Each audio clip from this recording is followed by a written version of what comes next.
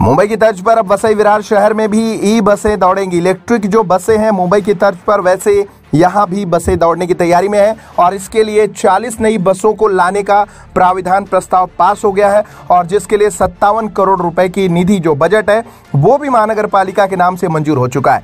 तो ये जो है ये तो प्रोग्रेस है, लेकिन इसके आगे क्या है इसके बारे में हम बात करेंगे।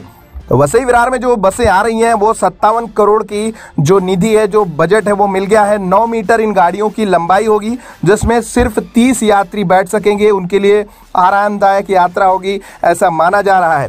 तो अगर आप देखेंगे तो इसके कंपैरिजन करेंगे तो वसई विरार की जनसंख्या बहुत ज़्यादा है, 25 से 30 लाख है, जिसमें रोजमर्रा के तौर पर यात्री जो यात्रा करते हैं उनके लिए एक बसों में देखेंगे तो बैठने की बात तो छोड़िए, खड़े रहने की जगह नहीं होती। तो आमतौर पर 75 सीट 70 सीट के ऊपर 150 लोग खड़े रहते हैं। तो ऐसी परिस्थिति में अगर 30 की सुविधा देकर बसें चलेंगी तो उसमें कितने यात्री बैठ पाएंगे और किस तरीके से ट्रैवल कर पाएगी। उसके आगे अगर बात करें तो वसई विरार में सड़कों की परिस्थितियां देखिए। वसई विरार की जो सड़कें हैं वो अपने आप में चैलेंजिंग है। जो बसें रोजाना ट्रैवल करती हैं वो चलते समय एक तरफ झुकी हुई दिखती हैं। इतना ज़्यादा लोड और उससे ज़्यादा बसों का रखरखाव, मेंटेनेंस जो घटिया किस्म का है, उसके अलावा यात्रियों की संख्या अधिक और सड़कों की हालत खराब होने की वजह से यहाँ की जो बसें हैं आमतौर पर वो मेंटेन हो नहीं पाती हैं। ये एक दूसरा बड़ा चैलेंज है। ऐसे में अगर वसई विरार में इलेक्ट्रिक बसें आती हैं तो वो कितनी सफल होंगी। आमतौर पर आपने देखा है कि वसई विरार में यात्रियों की सुविधा के लिए जितने भी रूट खोले गए हैं उसमें बसों की क्षमता से अधिक यात्री उस पर सवारी करते हैं और बसों की क्षमता से अधिक वो बसें यात्रियों को ढोते हुए दिखती हैं।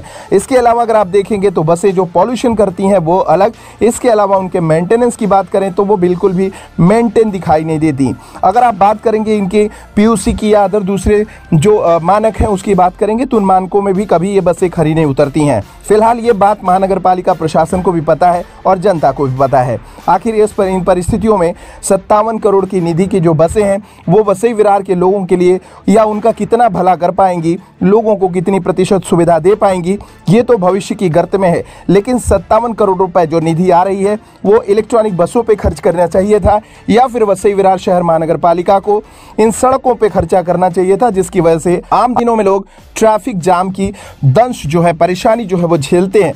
एक जगह आप देखेंगे तो जो हाईवे का रास्ता है, नालासोपारा फाटा हो या वसई फाटा हो, एवरशाइन इलाका हो, वसई पश्चिम का इलाका हो, इन इलाकों में अगर आप देखेंगे तुलिंज का इलाका हो, इन जो जगहों पे आप देखेंगे तो दिन भर आम दिनों में जाम की स्थिति और परिस्थितियाँ बनती रहती हैं, जिससे लोग निजात पाने की कोशिश करते रहते हैं, संघर्ष करते रहते हैं।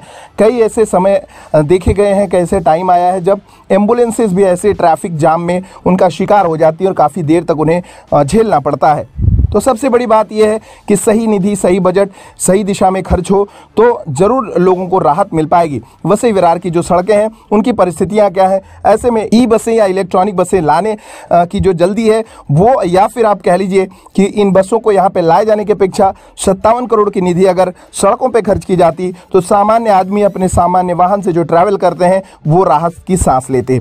आप इस खबर पर आपकी क्या प्रतिक्रिया होगी? क्या वसई विरार महानगर पालिका की सड़कें इस योग्य हैं कि यहाँ पे इलेक्ट्रॉनिक बसें चलाई जाएं या फिर पहले सड़कों की मरम्मत कर उन्हें दुरुस्त किया जाना चाहिए? कमेंट करके जरूर बताएं।